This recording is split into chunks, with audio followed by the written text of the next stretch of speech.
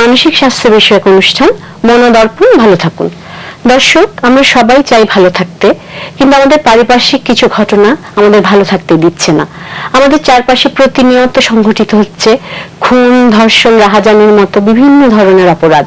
তবে সাম্প্রতিক সময়ে যে বিষয়টি অত্যন্ত ভয়াবহ হয়ে উঠেছে তা হলো শিশু হত্যা, যা আমাদের মানসিক স্বাস্থ্যের জন্য হুমকি স্বরূপ। দর্শক, আমাদের আজকের আলোচনার বিষয় শিশু হত্যা ও মানসিক স্বাস্থ্য। এই আলোচনায় আমাদের মাঝে উপস্থিত আছেন তিনজন বিশেষ অতিথি, সাইকোলজিস্ট মোহাম্মদ আতিক সোবহান ও আলিয়া আজাদ এবং সাইকিয়াট্রিস্ট ডক্টর ফারুক হোসেন। আলিয়া, এই যে আমরা শিশু হত্যার কথা বলছি, এই কোন কোন পরিস্থিতিতে শিশু হত্যা হয়? আমি আসলে প্রথমে একটা স্ট্যাটিস্টিক্স দিই ইউএসএ থেকে, সেটা যে প্রতি বছর প্রায় 250 থেকে 300 শিশু হত্যা হয় বাবা মা দ্বারাই। এটা এবং আরো বেড়ে চলেছে। সো বাংলাদেশের প্রেক্ষিতে এই পর্যন্ত এখন আমার জানা মতে নাই। এখানে 5টা ফ্যাক্টর কাজ করে। প্রথমত হচ্ছে অল্ট্রুইস্টিক, মা নিজেকে হত্যা করে প্লাস শিশুকেও হত্যা করে, তার একটা বিশ্বাস কাজ করে যে স্বর্গে আমার শিশু আমার সাথে ভালো থাকবে, দুনিয়ার চেয়ে বেশি ভালো থাকবে। এবং দ্বিতীয় যেটা আরেকটা কাজ করছে সাইকোটিক, যদি সেই মানুষটা সাইকোটিক হয় তাহলে এই ধরনের ঘটনাগুলো ঘটার একটা চান্স থাকে। তৃতীয়ত আমরা বলতে পারি ফেটাল ব্যাটারিং, এখানে সন্তান যদি কোনো ব্যবহারে বাবা মাকে উত্ত্যক্ত করে, বাবা মা সন্তানের ব্যবহারে অতিষ্ঠ হয়ে কোনো একটা রিয়াকশন দেখায়, সেটা হচ্ছে ফেটাল ব্যাটারিং। 4 নম্বর হচ্ছে টু গেট রিড অফ, এটা থেকে মুক্তি চায় কোন বাবা মা সন্তানের কাছ থেকে। যদি আনওয়ান্টেড বেবি হয়,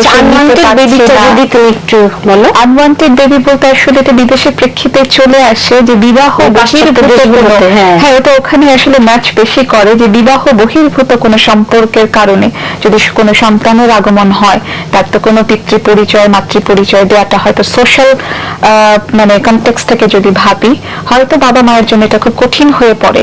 সেক্ষেত্রে এই ধরনের বিহেভিয়ার গুলো কমনলি আমরা দেখে থাকি। তবে আমাদের এখানে আমরা কিন্তু বাংলাদেশের প্রেক্ষাপটে যদি বলি, তাহলে আমরা এই যে আনওয়ান্টেড বেবি কথাটা, যে অনেক সময় দেখা যাচ্ছে যে তার একটা ছেলে মেয়ের হয়তো সম্পর্ক আছে, তাদের এখনো বিয়ে হয়নি, যেহেতু আমাদের সমাজ ব্যবস্থাটা এখনো ওদের মতন হয়ে যায়নি, সেই ক্ষেত্রে হয়তো কোনো এক মুহূর্তে তো হয়তো মেয়েটা কনসিভ করে ফেলতে পারে, এটা এখন হয়ে যেতে পারে, তখন হয়তো সেই ইলিজিটিমেট চাইল্ডটাকে সে নাও রাখতে চাইতে পারে। সেক্ষেত্রে কি হতে পারে? সেক্ষেত্রে সেটাই আনওয়ান্টেড বেবি হত্যা করে না, হয়তো কোনো নার্সিং হোমে দিয়ে আসে, অথবা সে আতিক তুমি কি বলো যে অথবা দেখা যাচ্ছে অনেক সময় ডাস্টবিনে ফেলে রাখছে, এই ধরনের ঘটনা আমরা দেখি। এই ধরনের ঘটনাগুলো কমন থাকে। তার যে সাইকোলজিক্যাল স্টেটটা, সে এটা ইট ডিপেন্ডস ওই মুহূর্তে তার মননের কি অবস্থা, সে এটাকে তার জন্য কতখানি সুখকর হবে, রাখলে ভালো হবে নাকি তুমি যেটা বললে দিয়ে আসলে ভালো হবে। কিন্তু ও যেটা বলছে যে এই কারণেও কিন্তু হত্যাই করে ফেলে। ও যে স্ট্যাটিস্টিক্সটা থেকে আসছে পাচ্ছে আমরা, সেটা থেকে আসতে পারে। এবং 5 নম্বর যেটা আমরা দেখি স্পাউজাল রিভেঞ্জ। আচ্ছা, স্পাউজাল রিভেঞ্জ এটা সাধারণত দেখা যায় যে সন্দেহ, একে অপরকে সন্দেহ করছে, বিভিন্ন কমপ্লেইন করছে।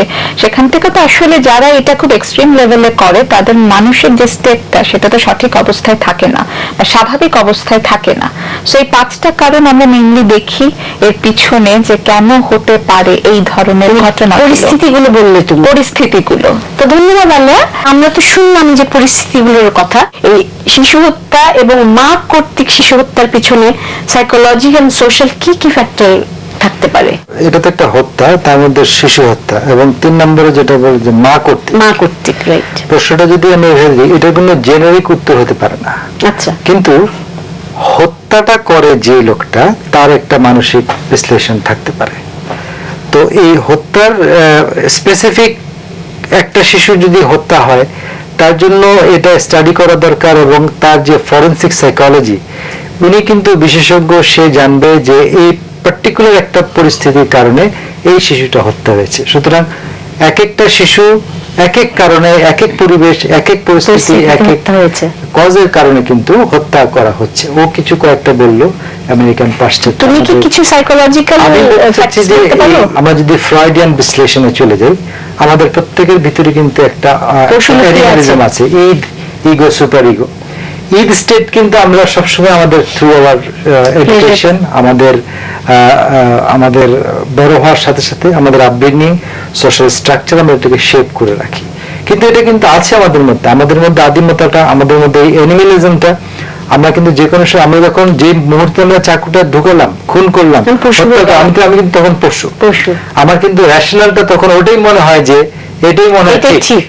সেই জন্য আমি, আর যারা প্রফেশনাল কিলার তাদের কথা, তারা কিন্তু প্র্যাকটিসের মাধ্যমে কিন্তু হয়তো ইউজড টু হয়ে যায়, কিন্তু প্রথম মার্ডারটা কিন্তু তার ওই আদিমতায় যে করতে হয়েছিল।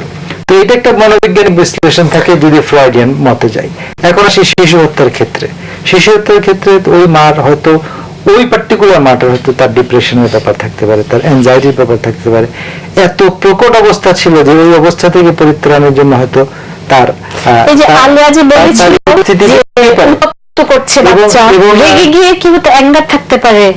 একটা ইমোশন, এটাকে যদি প্রপারলি এক্সপ্রেসড করা না হয় তাহলে কিন্তু এটার মানে কনসিকুয়েন্স খারাপ হওয়াটাই স্বাভাবিক, একটা রিস্ক থেকে যায়। তো ওর প্রত্যেকটার পিছনে একটা পর্যায়ে গিয়ে কিন্তু ওই স্টেজে সে চলে যায়, তার মানসিক অবস্থানটা সেই অবস্থায় যায় যখন সে তার নিজের শিশুকে। আমাদের বাংলাদেশে কিন্তু খুব ভেরি রিসেন্টলি একটা ঘটনা ঘটেছে যে মা বোধহয় কিচেনে ছিলেন, তো বাচ্চার উপর রেগে গিয়ে বাচ্চাকে মেরে ফেলেছে। হ্যাঁ, এটাই মানে ওই পরিস্থিতি, রাগটা এত পর্যায়ে চলে যায় সে আর ওটাকে আউট অফ কন্ট্রোল হয়ে যায়। তারপর সামাজিক থেকে দেখা যায় যে অনেক সময় এক্সট্রা ম্যারিটাল অ্যাফেয়ার্স এর ব্যাপার, বিবাহ বহির্ভূত সম্পর্ক, যেটা সেই ক্ষেত্রে হয় কি যে শিশুটা থাকে তাদের মাঝখানে, সাকে থাকলে তো তার বিদায় করি, এবং সেই ক্ষেত্রে কিন্তু সে তখন মা হিসাবে আর সে একজন খুনি হয়ে যায়, এবং সে তখন তার যে নিজের সন্তান সেটা সে কিন্তু ভুলে যায়। সে মনে করে যে আমি বর্তমান নিয়েই থাকবো, আমার আর দরকার নেই, আমি সুখী হতে চাই। তো এই দিস আর দ্য ফ্যাক্টরস, এরকম সোশ্যাল ফ্যাক্টর। এবং বটম লাইন হচ্ছে সন্দেহের বশবর্তী হতে পারে, এবং তারপরে যদি সে তার যদি সাবস্টেন্স অ্যাবিউজের হিস্ট্রি থাকে, সেটা থাকলে তো এটা আমার মনে হয় পরে বলবে আরো অ্যাডিকশনের কারণে কি হতে পারে। বাট এটা এইগুলো কিন্তু এই ফ্যাক্টরগুলো এটাকে এগ্রাভেট করতে সাহায্য করে, এবং সে তার ভালনারেবিলিটি, একটা লোক যদি ঝুঁকিপূর্ণ অবস্থায় আছে, অ্যাডিক্ট থাকে, তার ভালনারেবিলিটি আরো বেশি বেড়ে যায়, এবং তার কিন্তু এই ধরনের ঘটনা সংগঠন করার মানে মাত্রাও বেড়ে যাওয়ার কথা আর কি। তো ধন্যবাদ আতিক। আমি এবার ফারুক ভাই আপনার কাছে আসছি। এই যে আমরা এতক্ষণ কথা বললাম এই শিশু হত্যা এবং মা কর্তৃক শিশু হত্যা, এটার সাথে মেন্টাল ইলনেস এবং মানসিক স্বাস্থ্যের কি সম্পর্ক আছে? মানুষ হত্যা তো অবশ্যই আমরা জানি যে কিছু মানুষ হত্যা করে তারা হয়তো মানসিকভাবে অসুস্থ না, এবং মা কর্তৃকও সেটা হতে পারে। যে সমস্ত মা তাদের নিজেদের সন্তানকে হত্যা করে তারা সবাই যে অসুস্থ তা কিন্তু না। তবে আমরা বুঝি যে বেশিরভাগ ক্ষেত্রে মায়েদের মানসিকভাবে সুস্থতা থাকে না এসব ক্ষেত্রে। কিন্তু মা হচ্ছে শিশুর জন্য সব থেকে নিরাপদ আশ্রয়স্থল। সেখানে একজন মা কর্তৃক যখন একটা শিশু হত্যা সংঘটিত হয়, সেক্ষেত্রে কি আসলে এটাই ধরে নেওয়া স্বাভাবিক না? খুবই স্বাভাবিক যে সুস্থ না। হ্যাঁ, তারপর মানসিক অবস্থাটা ভালো নাই। হ্যাঁ, কিন্তু আমরা জানি যে সব ক্রিমিনালকে কিন্তু মানসিক অসুস্থতার জন্য আমরা দায় মুক্তি দেই না। তার মানে কিছু ক্ষেত্রে হয়তো তাদের কিছু ক্ষেত্রে হয়তো মানসিক সমস্যা থাকলেও সেটা হয়তো গুরুতর কোনো রোগের পর্যায়ে পড়ছে না। তবে মা কর্তৃক শিশু হত্যার ক্ষেত্রে বেশিরভাগ সময় আমরা দেখবো যে মায়েদের গুরুতর মানসিক অসুস্থতা থাকবে, এবং এগুলোর মধ্যে আমার আগে আলোচক একজন বলেছেন যে সাইকিয়াট্রিক ইলনেস থাকতে পারে। এটাই সবচেয়ে কমন। আসলে যে সমস্ত মায়েরা তাদের সন্তানদের হত্যা করে তারা বেশিরভাগ ক্ষেত্রে গুরুতর মানসিক রোগ, বিশেষ করে সাইকিয়াট্রিক ইলনেস, আমরা যদি স্কিজোফ্রেনিয়া বলি বা স্কিজো অ্যাফেক্টিভ ডিসঅর্ডার বলি কিংবা ডিলুশনাল ডিসঅর্ডার, এগুলোর কোনো না কোনোটা থাকে তাদের। আতিক ভাই বলেছেন যে সাবস্টেন্সের ইনফ্লুয়েন্স, অনেক মায়েদের যদি সাবস্টেন্স নেওয়ার একটা প্রবণতা থাকে, আমরা জানি যে নেশাদ্রব্য একটা পর্যায়ে গিয়ে মানুষের আবেগের যে স্বাভাবিক নিয়ন্ত্রণ সেটাকে নষ্ট করে দিতে পারে। এটাকে আমরা বলতে পারি ইমোশনাল ডিসকন্ট্রোল।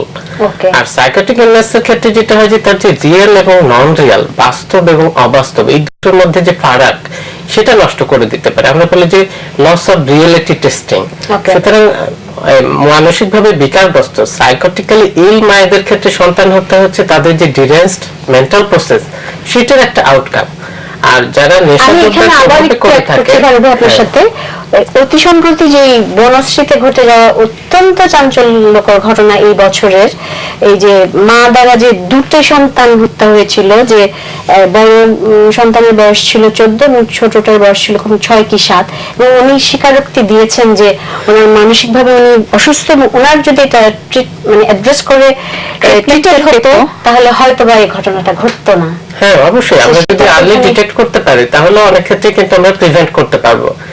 আর এই মানসিক অসুস্থতা যেটা দুটো বললাম, একটা সাইকোটিক ইলনেস, একটা ইনফ্লুয়েন্স অফ ড্রাগস, এটা ছাড়া আরেকটা ক্যাটাগরি আমরা বলতে পারি যেটা হচ্ছে anti social personality disorder. Okay. আমরা কিন্তু জানি মেয়েদের মধ্যে প্রায় 1% ক্ষেত্রে তাদের অ্যান্টি সোশ্যাল পার্সোনালিটি ডিসঅর্ডার থাকে, এবং অ্যান্টি সোশ্যাল পার্সোনালিটি ডিসঅর্ডার যাদের থাকে তাদের কিন্তু ক্রিমিনাল বিহেভিয়ারের একটা টেন্ডেন্সি থাকে, তারা কিন্তু খুব ক্রুয়েল ইনহিউম্যান বিহেভিয়ারের প্রতি এক ধরনের প্রবণতা আমরা দেখতে পাই। সুতরাং তারা কিন্তু অনেক সময় কোনো না কোনো সিচুয়েশনে নিজের বাচ্চাকে মেরে ফেলতে পারে, সেটা কিন্তু সাইকোটিক ইলনেস এবং ড্রাগের ইনফ্লুয়েন্স ছাড়াও হতে পারে।